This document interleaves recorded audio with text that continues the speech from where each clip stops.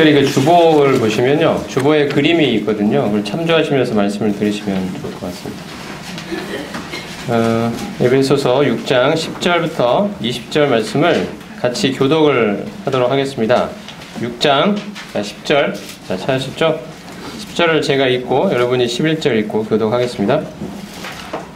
끝으로 너희가 주 안에서와 그의 힘의 능력으로 강건하여지고 너희의 관계를 우리의 씨름은 혈과 육을 상대하는 것이 아니요 통치자들과 권세들과 이 어둠의 세상 주관자들과 하늘에 있는 악의 영들을 상대함이라.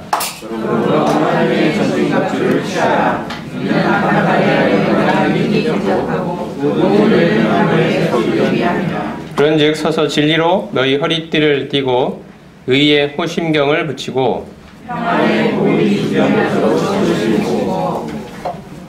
모든 것 위에 믿음의 방패를 가지고 이로써 능히 악한 자의 모든 불화살을 소멸하고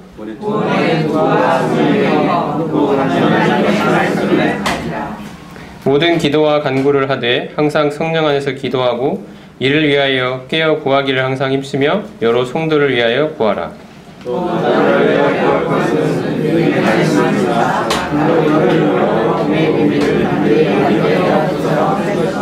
이 일을 위하여 내가 쇠사슬의 메인 사신이 된 것은 바로 이 일에 당연히 할 말을 담대히 하게 하려 하심이라. 오늘 말씀은 하나님의 전신갑주를 입자는 주제로 말씀을 드리도록 하겠습니다. 여러 가지 측면에서 말씀을 드리고자 하는데요. 먼저는 이 하나님의 전신갑주를 입는 삶은 그리스도와 연합된 교회가 가진 놀라운 영적 부요, 영적인 부요를 바탕으로 해서 주어진 권면이라는 사실을 먼저 생각을 해보겠습니다. 하나님의 전신갑주를 입으라 하면 이런 이야기를 또 설교를 많이 들으셨을 거라고 생각이 되고 마음에 또 부담이 될 수 있는 내용이라고 생각이 됩니다. 또 어떤 이런 것도 해라 저런 것도 해라 이거 해라 저거 해라 말하는 또 하나의 그런 설교가 또 주어질 것처럼 예상이 될 수도 있는 그러한 주제입니다. 그런데 에베소서 말씀을 보면은 전혀 그렇지가 않다는 사실을 먼저 말씀을 드리고 싶습니다. 이 하나님의 전신갑주를 입으라는 이 권면이 주어지기 전에 에베소서는 하나님께서 우리에게 주신 놀라운 영적 부여에 대한 말씀들을 우리 앞에 풍성하게 펼쳐놓고 있습니다. 우리가 그리스도 안에서 그분과 연합되어 가지게 된 놀라운 영적인 부요함이 하나님이 이걸 눈을 뜨게 해주시고 이것을 우리에게 소유하게 해주셨으니 이제 이것을 바탕으로 해서 너희의 삶에서 하나님이 너희에게 허락하신 영적인 부요를 실제의 삶 가운데서 적용해 가라는 것이 하나님의 전신갑주를 입으라는 말의 뜻입니다. 이것은 우리의 의지와 열심으로 우리의 힘과 노력으로 우리가 가진 자원으로 힘써 애써 싸워봐라 이런 말이 아니고요. 하나님이 우리를 이토록 부요한 자로 만들어 주셨으니 이러한 부요를 너희의 실제의 삶 가운데서 지속적으로 자신의 것으로 취하며 누리며 경험해가며 적응해 가라는 말씀입니다. 이런 관점에서 말씀을 살펴보도록 하겠습니다. 먼저 에베소서 1장으로 앞에 가서 우리가 하나님이 우리에게 주신 영적인 부요함이 어떤 것들이 있는지 이런 것들을 먼저 살펴보도록 하겠습니다. 1장 3절부터 14절 말씀에서는 하나님께서 우리에게 그리스도 안에서 허락하신 모든 신령한 복에 대한 말씀을 열거하고 있습니다. 1장 3절에 보면 찬송하리로다 하나님 곧 우리 주 예수 그리스도의 아버지께서 그리스도 안에서 하늘에 속한 모든 신령한 복을 우리에게 주셨다라고 말씀하고 있습니다. 그리스도 안에서, 이거는 그리스도와의 연합을 표현하는 것입니다. 우리가 전에는 그리스도 밖에 있었고 전에는 우리가 죄 가운데 있었지만 이제 하나님께서 우리를 그리스도 안으로 옮겨주셨습니다. 그리스도와 하나로 연합시켜 주셨습니다. 이 그리스도 안에서 우리가 얻게 된 하늘에 속한 모든 영적인 이 부요함, 하늘에 속한 이 신령한 복을 먼저 말씀하고 계십니다. 4절 이하에 쭉 열거되어 있습니다. 창세전에 우리를 그리스도 안에서 우리를 택하사 하나님이 우리를 그리스도 안에서 택해 주셨습니다. 수많은 죄인들 가운데서 참으로 하나님의 은혜를 받기 합당하지 않은 우리들을 하나님이 주권으로 택해 주신 것입니다. 우리로 사랑 안에서 그 앞에 거룩하고 흠이 없게 하시려고 우리가 우리 자신의 모습을 볼 때는 전혀 거룩하고 흠이 없다고 말할 수 없는 자이지만 하나님께서 우리를 그렇게 여겨주십니다. 그것은 우리가 그리스도 안에 있기 때문에 일어난 일입니다. 그리스도께서 가지신 그 온전한 의와 거룩 안에 우리가 포장되어 있는 것입니다. 그리스도 안에 있기 때문에 하나님이 우리를 그리스도라는 프리즘으로, 그리스도라는 안경으로 우리를 보아주시기 때문에 그 거룩하고 온전한 그리스도 안에 있는 우리는 하나님 보실 때 여전히 동일하게 거룩하고 흠이 없는 자로 아름다운 신부로 하나님 우리를 보아주십니다. 5절에 보면 그 기쁘신 뜻대로 우리를 예정했다고 말씀하십니다. 그리고 그의 자기의 아들들이 되게 하셨다라고 말씀해 주십니다. 우리는 하나님의 아들들입니다. 하나님의 나라를 이어받을, 상속받을 법적인 상속자, 이것이 바로 아들의 뜻입니다. 하나님의 무궁한 부여의 그 나라의 풍성함을, 그 기업을 법적으로, 합법적으로 상속받게 된 하나님의 아들로 우리가 입양되었다라는 뜻입니다. 전에 우리가 하나님의 아들이 아니었죠. 하나님과 전혀 상관이 없었습니다. 하나님 안에 있는 그 놀라운 영적 부여와는 전혀 관련이 없는 사람이었습니다. 그런데 하나님이 우리를 불러서 자기의 아들이 되게 하시고 그 아버지가 가진 모든 부유한 것들이 이제 아들에게 그대로 유산으로 상속되는 것처럼 이제 우리는 하나님의 나라의 부유함을 내 것으로 삼을 수 있는 자로 하나님이 만들어 주셨다는 뜻입니다. 7절에 보면 그의 은혜의 풍성함을 따라 그의 피로 말미암아 속량, 구속, 곧 죄성을 받았다고 말씀합니다. 전에 우리는 사단의 노예였습니다. 죄의 노예였습니다. 하나님이 우리를 하나님께서 그리스도를 보내어 우리의 죄를 대신하여 피를 흘리게 하시고 죄값을 치르게 하시고 이제 우리는 사단의 노예에서 벗어나 하나님을 자유롭게 섬기는 자유인으로 만들어주신 것입니다. 죄의 노예가 아닙니다. 더 이상 사단의 노예가 아닙니다. 하나님의 자녀요, 하나님의 상속자요, 하나님의 아들이요, 하나님의 나라를 유업으로 받아 하나님을 이제 죄의 법으로부터 노여나 해방받아 하나님을 자유롭게 섬길 수 있는 하나님 나라의 백성으로 만들어주신 것입니다. 이것이 하나님이 우리에게 주신 놀라운 영적 부여입니다. 이러한 것들을 계속해서 말씀하시죠. 10절에도 보면 하늘에 있는 것이나 땅에 있는 것이나 다 그리스도 안에서 통일되게 하려 하십니다.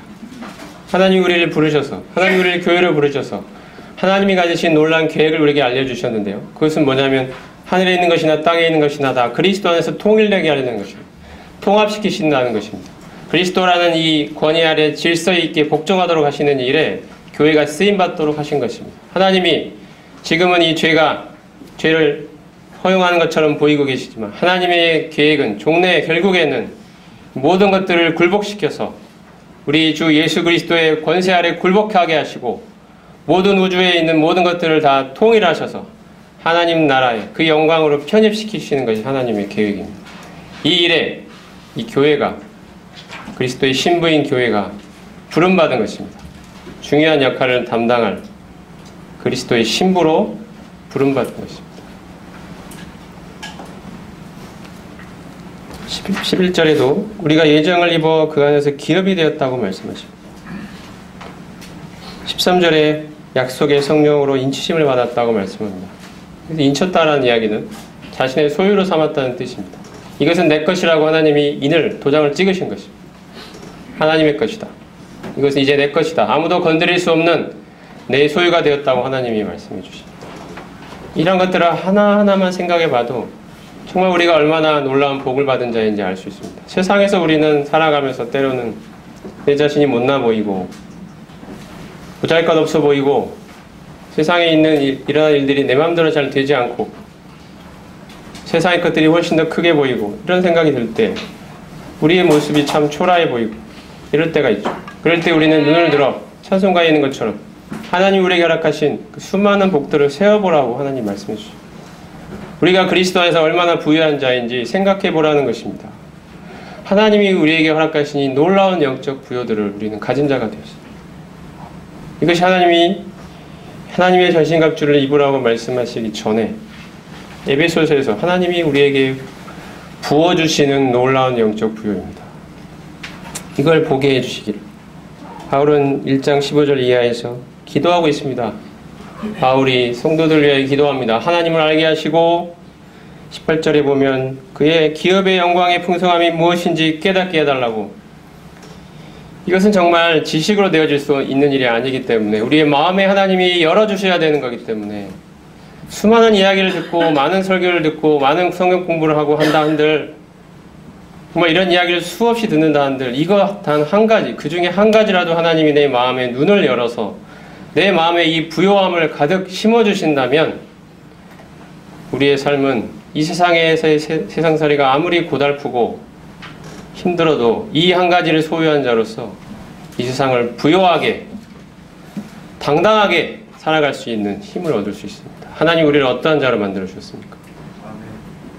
이것이 하나님 우리에게 이것을 정말 깨닫게 하길 바울은 기도하고 있습니다. 하나님 제발 눈을 열어서 우리로 하여금 하나님 우리에게 주신 놀라운 이 영적 부요를 깨닫고 우리의 것으로 삼을 수 있게 해 주십시오라고 바울은 기도합니다. 23절에 보면 교회는 그의 몸이니 만물 안에서 만물을 충만케 하신 자의 충만이라고 말씀해 주십니다. 우리는 얼마나 충만한 자입니까? 우리가 우리 자신을 볼 때는 정말 보잘것없습니다. 정말 초라한 존재들입니다. 어느 것 하나 내 마음대로 될 수 있는 일들이 없습니다. 정말 우리의 세상의 거대함과 이 세상에 가지고 있는 힘 앞에서 때로는 정말로 한없이 왜소해 보이고 초라해 보일 때가 많이 있습니다. 하지만 우리가 눈을 들어 그리스도 안에 있는 우리의 위치를 생각해 볼 때 하나님이 그리스도 안에서 우리에게 주신 이 충만함을 생각해 볼 때 우리는 마음 가득히 하나님을 찬양하게 되고 이 세상에서 당당하게 살아가게 됩니다. 교회는 만물 안에서 만물을 충만케 하시는 하나님의 이 그리스도의 충만함이라고 말씀합니다. 하나님이 그리스도를 충만케 하셨습니다.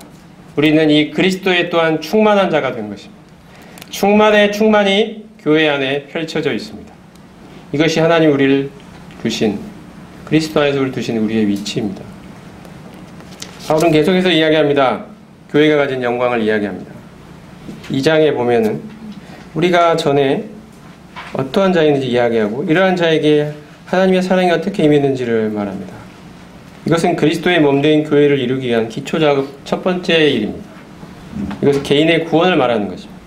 그리고 2장 11절부터 22절, 2장의 하반절은 그리스도의 몸된 교회를 이루기 위한 기초작업 두 번째, 이것은 이방인과 유대인을 가로막고 있던 담을 허물어 버리셔서 우리 같은 이방인들이 그 기업의 영광의 풍성에 참여할 수 있도록 기초작업을 하셨다는 뜻입니다.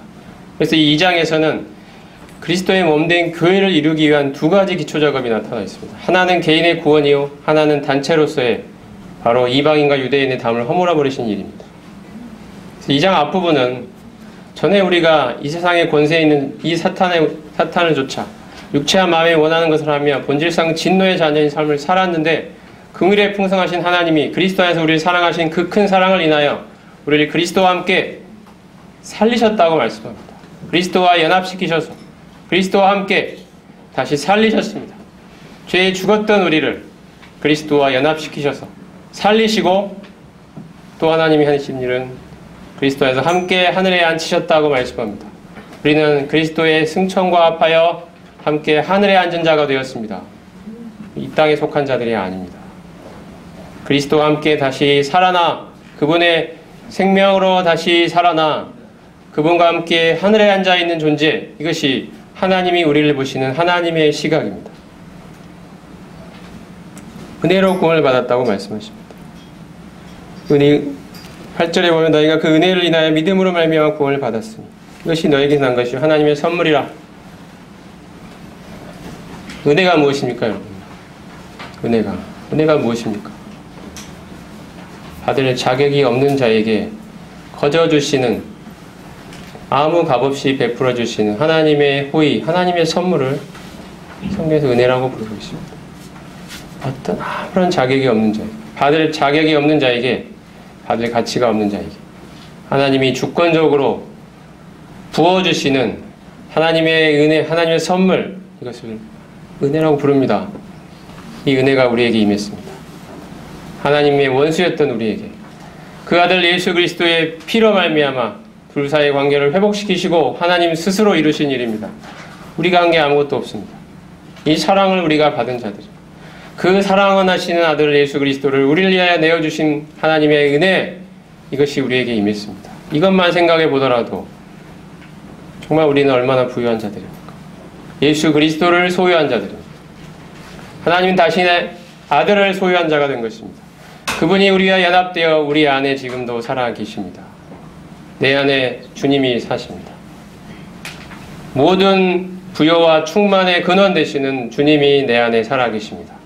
이것이 우리가 가진 자부심이요, 우리가 가진 재산입니다. 우리가 가진 부요함입니다. 세상에 대고 당당히 외칠 수 있는, 그리스도인이 말할 수 있는 부요함입니다. 하나님이 우리를 어떻게 보아주시는지 우리는 그리스도 안에서 우리를 발견할 필요가 있습니다.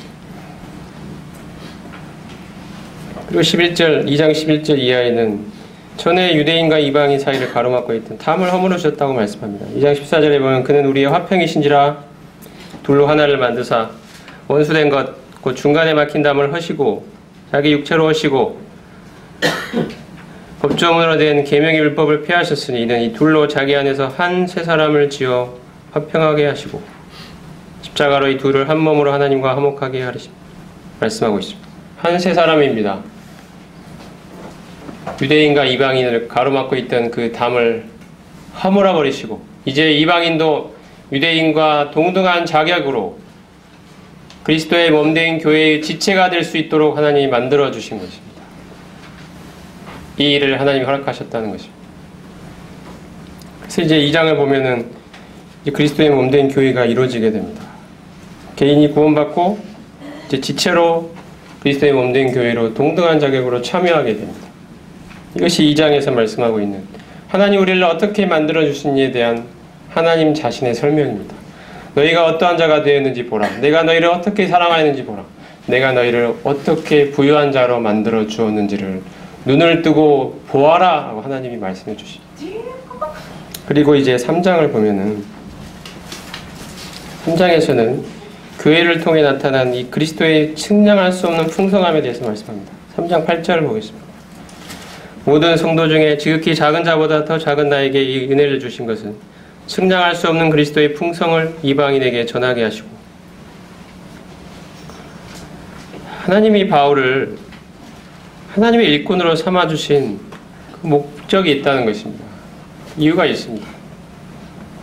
그것은 뭐냐면 교회 안에 주신 교회 안에 허락하신 이 그리스도의 풍성을 이방인에게 전하게 하는 일이 그리스도께 하나님께서 바울에게 맡기신 사역이었습니다.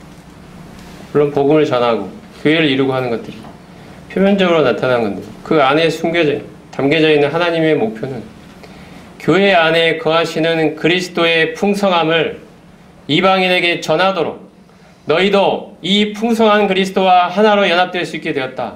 하나님이 너희에게 그리스도를 허락하셨다. 그 모든 충만이 거하시는 예수 그리스도 이제 그분이 너희 것이라고 너희 안에 살아계신다고 말씀해 주십니다. 우리가 이러한 자들입니다.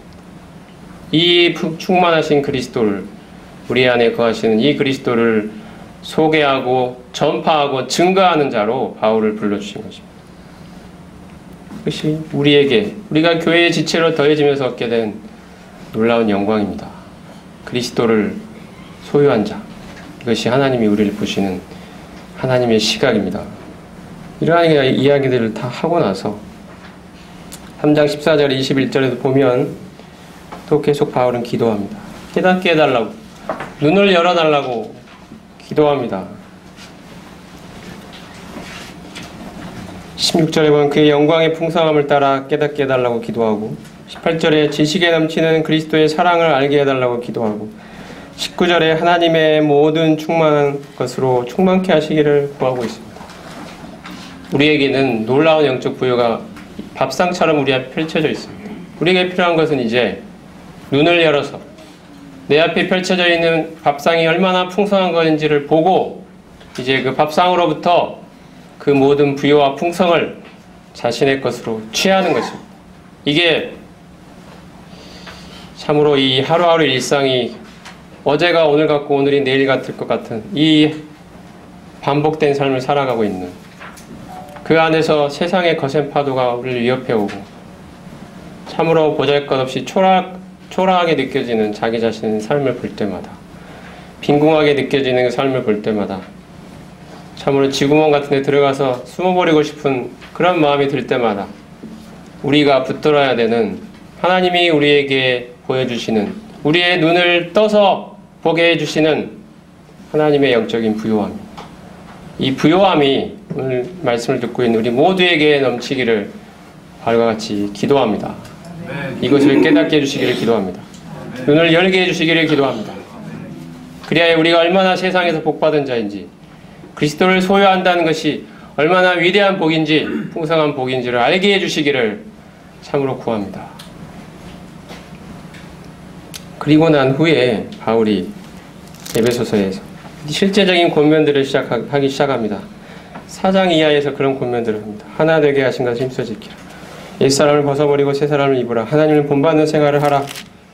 거룩한 삶을 살아라. 이야기를 쭉 하면서 그리스도의 이름으로 감사하라 하고, 아내와 남편 사이의 원리에 대해서 말씀하시고, 자녀와 부모, 종과 상전에 관한 원리들을 쭉 말씀하신 후에 오늘 읽은 본문처럼 이제 마지막으로 너희에게 할 말이 있는데, 그것은 믿음의 선한 싸움, 이 사탄과의 영적 전투, 우리가 피할 수 없는 이 전투에서 하나님의 전신갑주를 입으라고 이렇게 권면하고 있는 것입니다. 이것이 바울이 최종적으로 이 성도들에게 권면했던 내용입니다. 두 번째 살펴볼 내용은요, 이 하나님의 전신갑주를 입는 삶은 주님과 항상 동행하는 이 삶과 직결되어 있다는 것입니다. 마귀와의 영적 전투에서 하나님의 전신갑주를 입는 삶은 이 세상에서 주님과 언제나 늘 동행해가는 삶과 직결되어 있는 주제입니다. 성도의 삶은 끝없는 영적 전투입니다. 우리는 이 전투를 피할 수 없습니다. 우리가 예수 그리스도를 믿고 그리스도의 나라로 옮겨온 순간 사단은 우리를 그냥 내버려 두지 않습니다. 사람이 구원받은 것은 이제 어쩔 수 없는데요. 이제 돌이킬 수 없는데, 이제 사탄이 이 사람을 통해서는 그 어떠한 일도 일어나지 않는 무기력한 그리스도인을 만들기 위해서 우리를 공격해 옵니다. 너 구원받은 건 어쩔 수 없다. 그런데 너를 통해서는 어떠한 일도 일어나지 않게 하겠다는 것입니다. 이것이 사단이 우리를 영적 불구자로 만들어 버리겠다는 것입니다. 끝없이 쉬지 않고 사탄이 우리를 공격해 옵니다. 우리를 무너뜨리기 위해서. 우리가 성도가 되면은 이 사탄과의 싸움은 피할 수 없는 영적 현실이 됩니다. 우리가 살아가는 삶은 평범한 이 평안한 삶이 아닙니다. 평상시가 아니라는 뜻입니다. 우리는 전시 가운데 살고 있습니다. 우리가 깨닫든 깨닫지 못하든 사단은 끝없이 우리를 쉬지 않고 공격해 옵니다. 우리를 영적 불구자로 만들어 버리기 위해서, 영적인 침체 가운데 빠지도록 하기 위해서, 나를 통해 그 어떠한 일도 일어나지 않는 무기력한 그리스도인을 만들어 버리기 위해서, 죽은 시체와 같은 사람을 만들어 버리기 위해서 사탄은 계속 공격합니다. 지금 사도 바울의 이 마지막 최종적인 권면은 우리가 피할 수 없는 이 영적 현실인 이 전투 가운데 있는 그리스도인들에게, 이 성도들에게 하고 싶은 마지막 간곡한 권면입니다. 끝없는 싸움 가운데 있는 우리에게 하나님의 전신갑주를 입으라라고 하는 이야기는 우리가 언제나 늘 주님과 친밀하게 동행해 가야 하는 이 중요성을 일깨워주는 그런 말씀입니다. 우리가 하루 온종일 24시간 내내 나는 죽었고 내 안에 그리스도께서 살아계시다는 이 영적인 사실을 기억하면서 내 안에 계신 이 주님을 늘 묵상하고 의지하고 바라보고 그분과 사귀고 이러한 삶을 살아가야 하는 필요성이 여기에 있습니다. 한순간도 사탄은 놓치지 않고 우리를 공격해 오기 때문입니다. 주님께서 내 안에 거하라고 말씀하셨죠. 거한다는 것은 잠깐 살다가 머물러 있다가 가는 것이 아닙니다. 거한다는 것은 계속 그 자리에 머물러 있는 것입니다. 그 안에 계속 사는 것입니다. 이것이 거하는 것입니다. 들어갔다 나왔다 하는 것이 아닙니다. 계속 그 안에 머물러 있는 것입니다. 이게 거하는 것입니다. 주님이 포도나무요 우리가 가지라고 말씀해 주시고 내 안에 거하라고 주님이 말씀해 주셨습니다. 언제나 변함없이 그 자리에 주님과의 연합 안에, 포도나무이신 주님과 하나로 붙어있는 이 연합 안에 항상 거하면서 주님과의 친밀한 동행과 이 교제와 사귐 속에, 친교 속에 늘 있으라는 것입니다. 사단과의 영적인 이 끝없는 영적 전투 속에서 하나님의 전신갑주를 입으라는 권면은 그리스도와 하나로 연합되어 있는 자가 자신 안에 그리스도께서 살아계시던 이 진리가 갖는 영적인 부요를 일상의 삶에서 항상 펼쳐지고 있는 사단과의 싸움에 지속적으로 적응해 가라는 말씀으로 이해가 됩니다. 주님과의 관계를 그럼으로써 하루 24시간 친밀하게 유지해 가라는 그러한 말씀입니다. 우리는 먼저 그리스도와 하나로 연합된 사실이 갖는 놀라운 영적 부요를 발견할 수 있어야 하고, 이것이 첫 번째입니다. 그리고 나서 이제 이 바탕 위에서 하루 온종일 펼쳐지는 사단과 영적 전투의 현장에 구체적으로 적용해 나가야 합니다. 이것을 통해서 주님과의 친밀한 사귐의 관계를 발전시키고 유지해 나가야 될 책임이 있습니다. 바로 이것이 그리스도와의 연합을 바탕으로 한 주님과의 친밀한 사귐, 친밀한 동행, 그것입니다. 이 삶에 대해서 하나님의 전신갑주를 입으라는 말로 이 말이 표현된 것이라고 이해할 수 있습니다. 골로새서 1장 말씀을 한번 볼까요? 잠시 에베소 6장을 손에 넣으시고 골로새서 1장 26절 28절까지 읽어보겠습니다. 바울의 고백입니다. 1장 26절. 이 비밀은 만세와 만대로부터 감추어졌던 것인데 이제는 그의 성도들에게 나타났고 하나님이 그들로 하여금 이 비밀의 영광이 이방인 가운데 얼마나 풍성한지를 알게 하려 하심이라.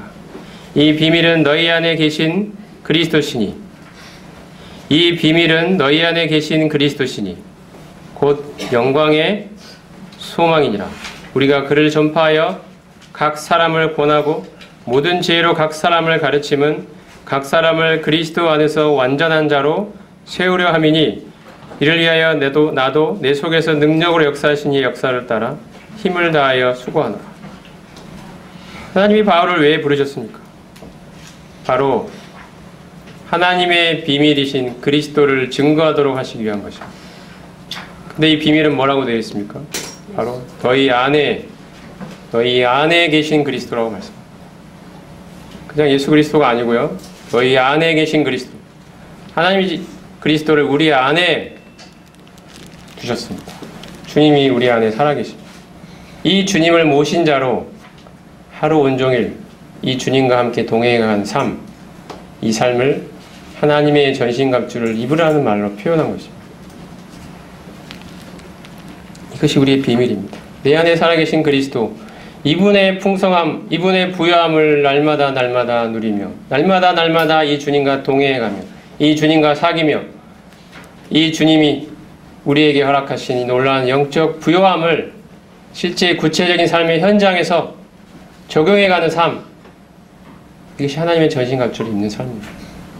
내 자원을 가지고, 내가 가진 힘을 가지고, 내 의지를 가지고, 내 열심을 가지고, 내 다짐을 가지고 내가 수고하여 애써서 하나하나 입으려고 애를 쓰고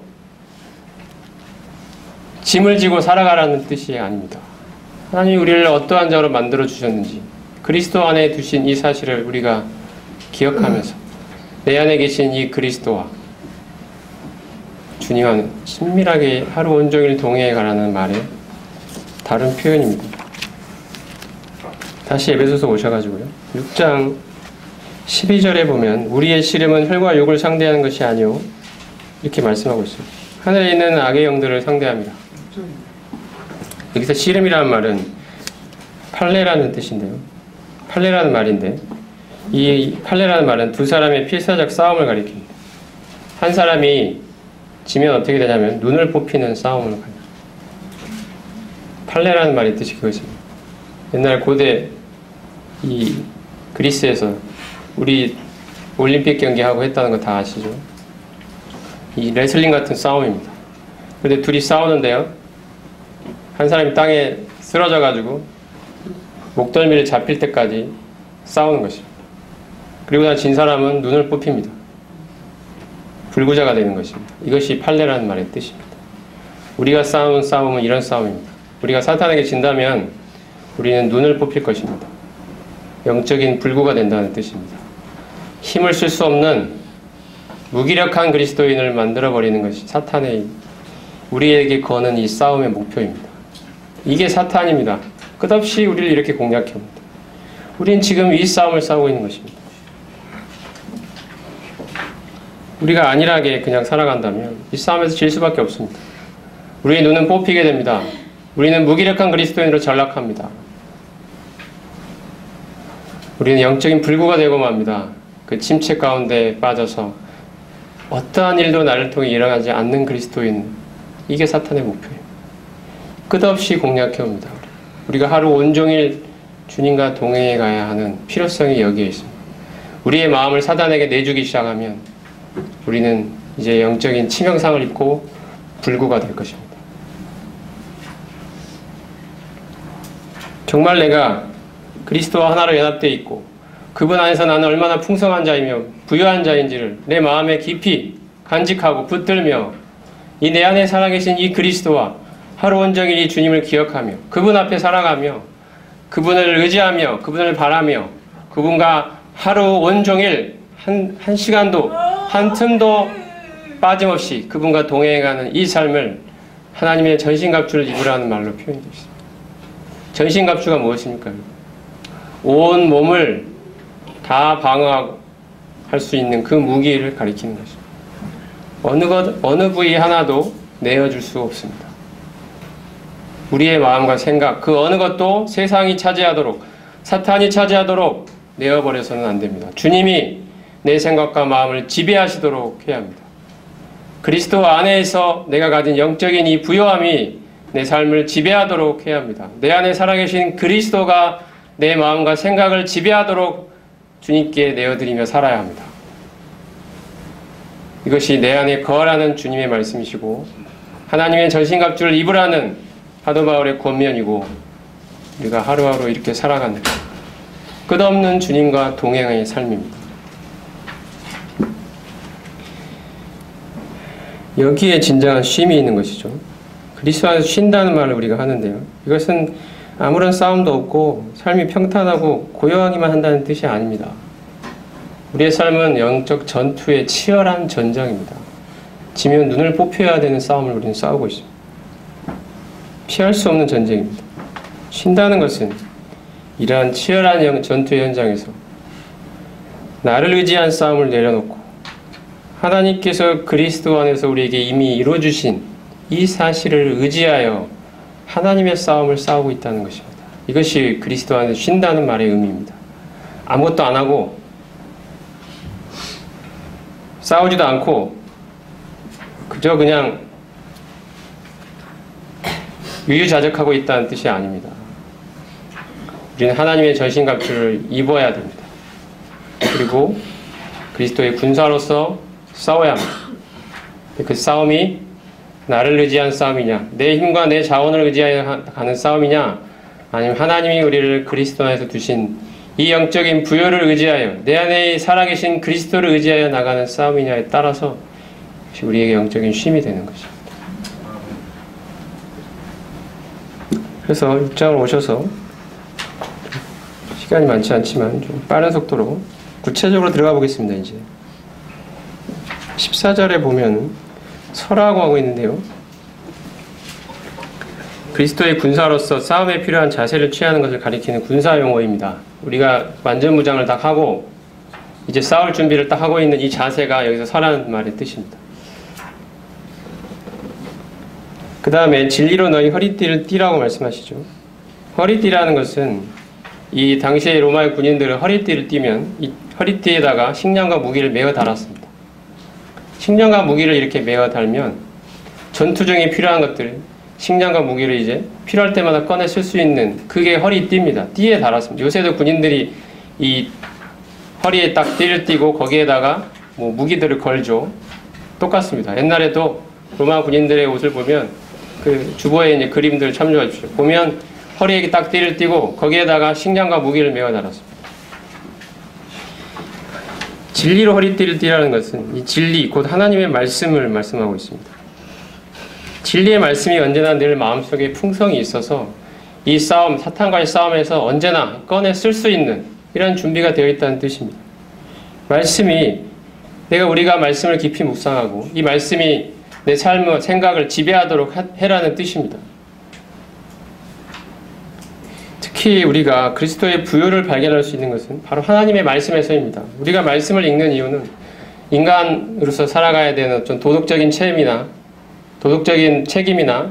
어떤 종교적인 그런 의무를 발견하기 위한 어떤 그러한 것도 있지만 더 본질적인 것은 무엇이냐면 바로 하나님의 말씀에서 그리스도와 그분의 부요를 발견하기 위한 것입니다. 성경은 하나님 자신을 계시하신 것이라고 우리가 많이 들었죠.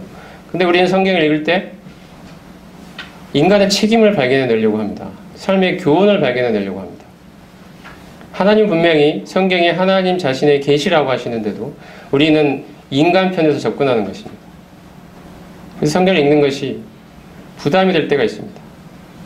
이렇게 살아야 되는데 저렇게 살아야 되는데 못 살고 있는 자기 자신을 보면서 부담과 짐으로 느껴지는 거죠. 그렇지 않습니다.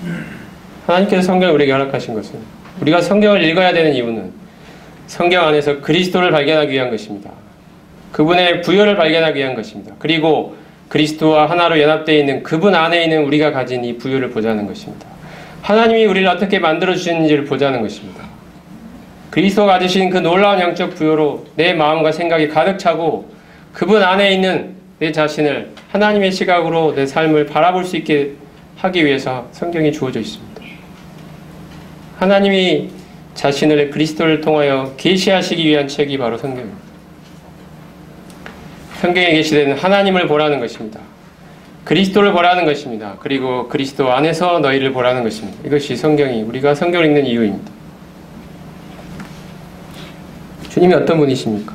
그분이 가지신 신실하심, 온유하심, 능력, 존귀, 영광, 사랑과 자비와 긍휼과 그분의 인내와 이 모든 것들을 보라는 것입니다. 주님이 얼마나 풍성한 분이십니까? 이 그리스도와 하나로 연합되어 우리는 얼마나 그 안에서 풍성한 존재가 되어 있습니까?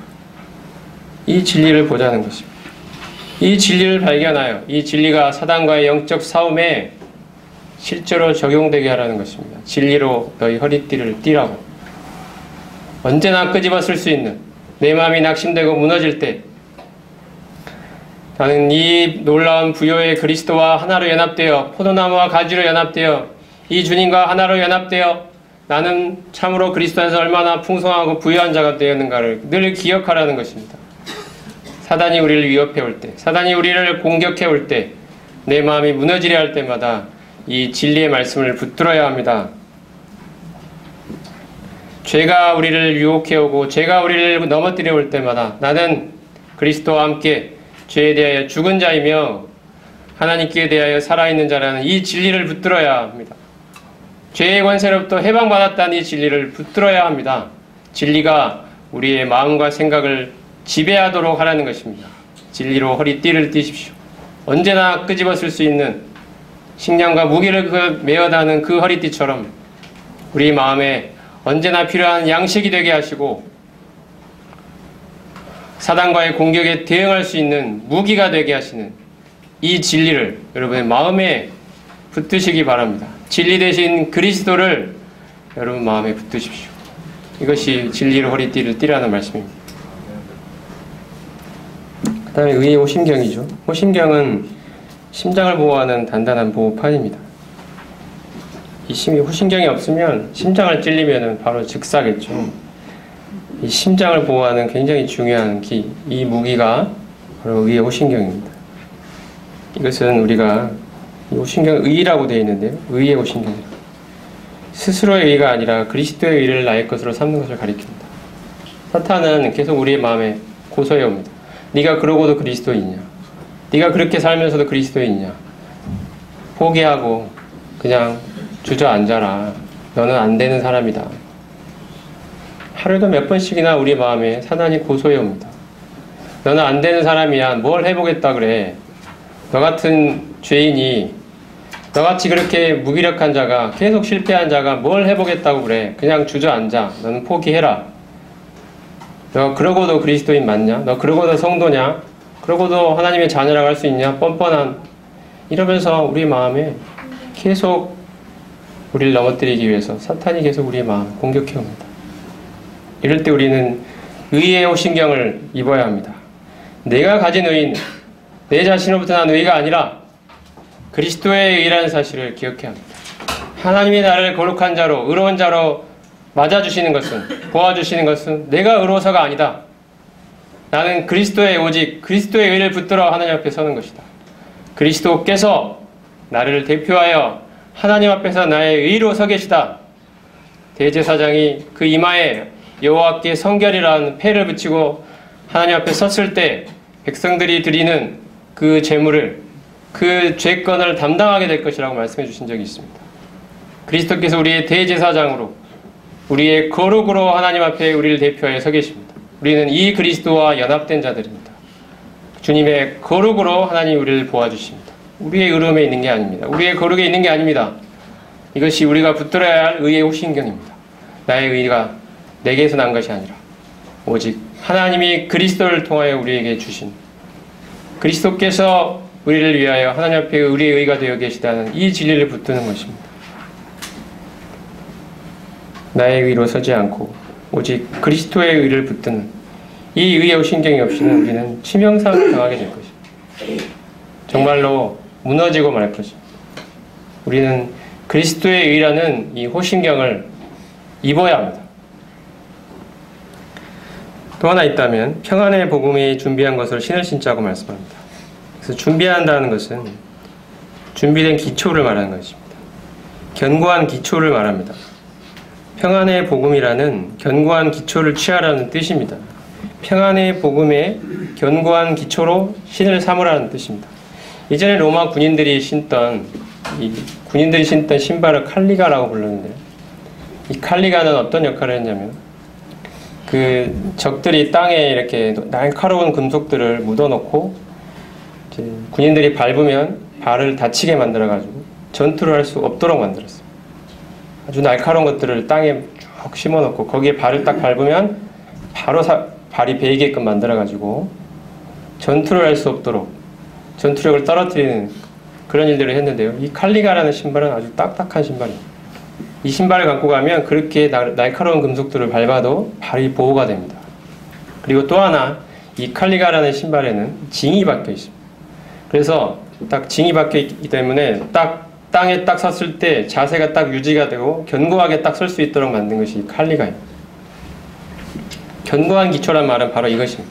징이 박혀 있는 것처럼, 그래서 견고하게 설 수 있는 것처럼 우리가 평안의 복음이라는 이 견고한 기초 위에 서자는 것입니다. 여러분, 복음이 무엇입니까? 복음은 죄가 가져온 위험으로부터 하나님 우리를 건져주신다는 복되고 깊은 소식을 말하는 것이 복음 아닙니까? 죄가 가져온 위험, 우리가 지은 죄로 말미암은 이 형벌의 문제로부터 우리를 구원해 주시는 이 복음, 죄가 갖고 있는 죄의 권세로부터 우리를 건져내 주시는 복음, 죄의 존재 자체로부터 우리를 건져내 주실 이 영화의 날에 대한 이 복음, 죄의 모든 총체적인 위험으로부터 우리를 건져내 주시는 놀랍고 기쁜 소식, 이것이 복음 아니겠습니까? 우리는 이 복음을 소유한 자들입니다. 이 복음으로 구원받았고 이 복음으로 지금도 살고 있고 앞으로 살아갈 것이 이 복음입니다. 이 복음이 우리의 삶의 견고한 기초가 되어야 합니다. 우리의 모든 삶에 이 복음이 뿌리 내리고 있어야 된다는 뜻입니다. firm foundation입니다. 견고한 기초, 이것이 복음입니다. 이 복음으로 견고한 기초를 삼아라. 신을 신으라는 것입니다. 로마 군인들이 신었던 칼리가라는 이 신발을 신으라는 것입니다. 사탄의 위험한 공격으로부터 발이 보호받고 징이 박혀 있어서 견고하게 설 수 있는 이 복음의 기초 위에 서라는 것입니다. 우리는 어떻게 죄로부터 해방받았는지에 대한 이 복음의 기초 위에 늘 서 있어야 됩니다. 사탄이 끝없이 공격해 올 때마다 나는 죄의 형벌로부터 구원받은 자이며 죄의 권세로부터 구원받은 자이며 죄의 존재로부터 구원받을 이 복음을 소유한 자라는 사실을 붙드십시오. 그 다음 믿음의 방패입니다. 방패는 사각형 모양의 큰 방패를 가리킵니다. 몸을 그 안에 숨길 수 있는 정도의 크기입니다. 그리고 방패에는 가죽이 있는데요. 그 가죽에 물이 적셔 있어서 불화살이 날라오면 방패로 막아내서 불을 끌 수 있도록 되어 있는 것이 이 방패의 구조입니다. 이 사탄의 공격을 불화살로 비유를 했는데요. 불화살이 날라오면 위협적인 모습이 연출이 돼서 공포감을 주고 실제로 불화살이 옮겨붙으면 물자를 태우는 역할을 했던 것이 불화살입니다. 사탄은 끝없이 우리의 마음에 불화살을 쏘아댑니다. 의심의 불화살, 불신의 불화살, 낙심의 불화살, 두려움의 불화살, 염려의 불화살을 쏘아내고 계속 끊임없이 쏘아댑니다. 이러한 불화살을 조금씩 수용하게 되면 참 우리의 마음은 나중에는 이 걷잡을 수 없이 이 불길이 타오르게 되고 우리의 신앙은 다 타버린 잿더미처럼 변화되고 이것이 사탄의 불화살을 하나둘씩 수용했을 때의 결과입니다. 의심, 불신, 낙심, 두려움, 염려, 세상에 대한 미련, 세상에 대한 욕심 이러한 모든 것들의 불화살을 허용하기 시작할 때 일어나는 일입니다. 우리는 믿음의 방패로 이것들을 막아내야 합니다. 끝없이 막아내야 합니다. 내 생각을 내려놓고 하나님 말씀을 붙드는 것이 믿음 아닙니까, 여러분?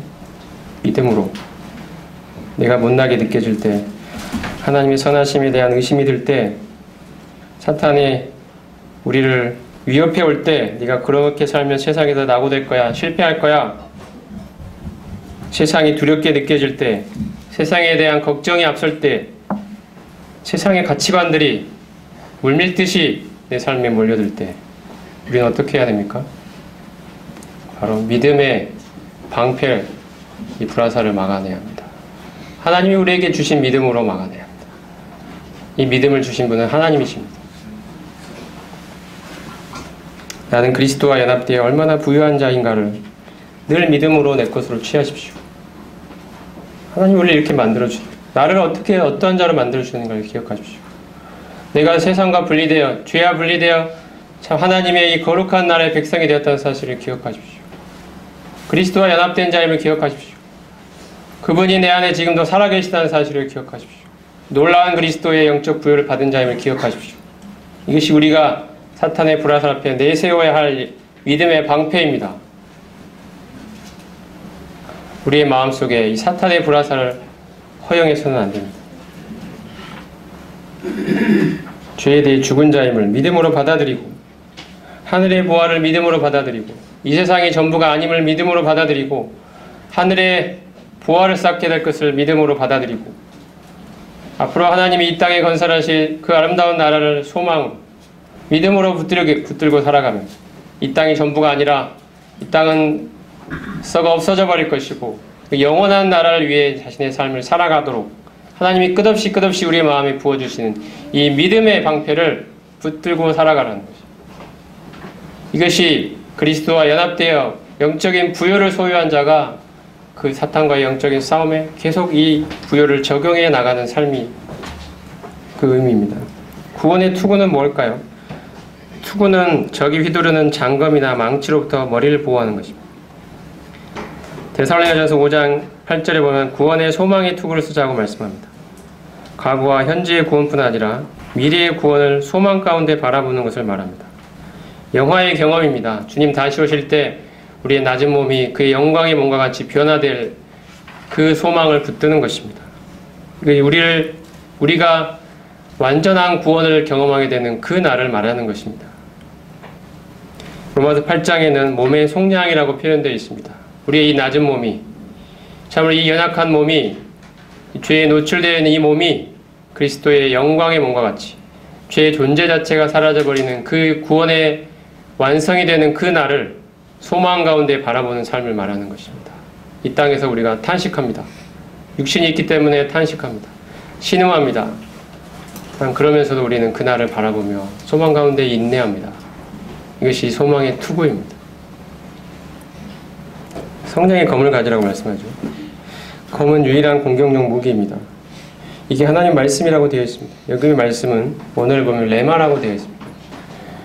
말씀이라는 단어가 원어를 보면 로고스가 있고 레마가 있는데 로고스는 일반적인 메시지를 가리킵니다. 레마는 구체적으로 발설된 구체적인 그 말을 말하는 것입니다. 특정한 말씀을 가리킵니다. 이것이 레마입니다. 여기서의 말씀은 레마입니다. 하나님의 말씀.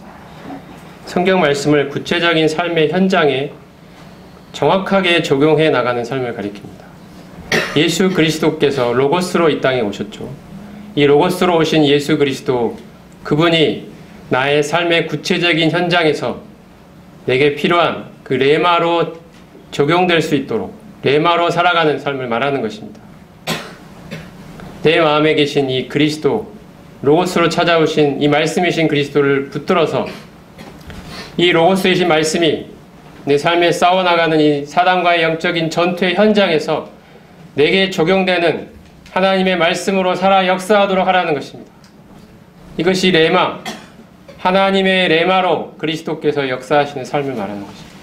내 삶의 구체적인 현장에서 지금 어떤 성도로 인해 어려움을 겪고 있는 이 미움이 내 마음에 싹트고 있는 이 현장에서 로고스이신 그리스도가 살아 역사하여 그 성도를 사랑해낼 수 있는 자로 살아가도록 하나님이 우리를 만들어주셨다는 이 사실을 말하는 것입니다. 죄와 싸워야 되는 죄의 현장에서 승리할 수 있도록 레마로 역사하시는 주님을 붙들자는 것입니다. 그 순간에 그 현장에 구체적으로 어떠한 영적인 진리를 적용해야 되는지 하나님 우리에게 지혜를 주실 것입니다. 로고스이신 주님이 우리의 마음에 살아 역사하여 레마로 구체적인 삶의 현장에 나타나도록 하여 주실 것입니다. 마지막이 기도입니다. 기도는 전신갑주의 마지막 최종 병기와도 같습니다. 기도가 빠지면 전신갑주가 완성되지 못합니다.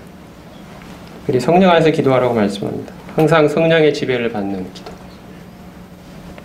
성령 안에서 드리는 기도. 우리 교회가 무엇보다 무시로 성령 안에서 기도하는 교회가 되기를 원합니다. 올 한 해 우리의 삶이 이런 하나님의 전신갑주를 취하면서 사단과의 항상 있게 되는 영적인 싸움의 현장에서 그리스도 안에서 하나님 우리에게 주신 영적인 부요를 마음에 품고 이 나의 안에 살아계신 그리스도와 언제나 늘 하루 온종일 동행해가며 이 주님을 붙들고 하나님이 내게 주신 놀라운 구원의 복들을, 이 부요들을 마음에 새기며 삶의 현장에서 적용해 나가는 삶을 살게 되기를 바랍니다. 이것이 하나님의 전신갑주입니다. 기도하겠습니다.